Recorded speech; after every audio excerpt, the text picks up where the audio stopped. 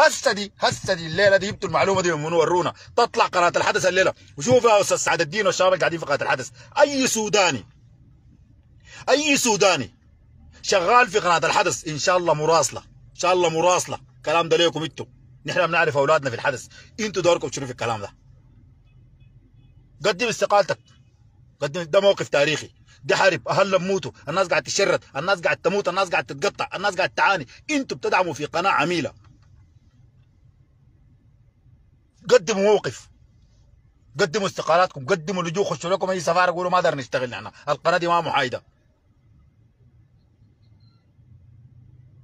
اولادنا في قناه الحدث موقفكم شنو؟ السودانيين كلكم، ما بعرف منو انا، كلكم بلا استثناء موقفكم شنو من اللي بيحصل ده؟ الكلام الحاصل ده صح؟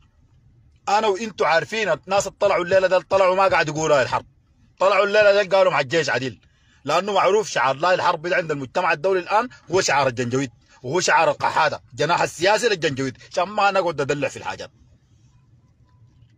شعار الرافعينه القحاده بتاع لا الحرب ده هو الجناح السياسي للجنجويد. هو زول شايل كلاش بحارب يقول لك لا الحرب، وانتوا كان ما طير دعامه ذاتهم في صفحاتهم بيكتبوا تحت لا الحرب، دعام عديل، دعام عن عمر جبريل ومنو عاملين فيها ضد الحرب، وانت شايل ورود، انت ما شايل كلاش بتحارب.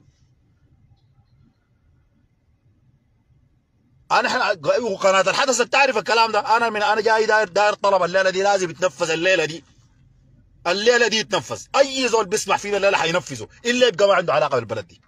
وانا قاعدين لي وصلوا الكلام ده لقناه الحدث، لاي زول قاعد في الحدث شغال يوصل الكلام ده لقناه الحدث. نحن بنعرف نحاربكم كيف، نحن بنعرف نحاربكم كيف.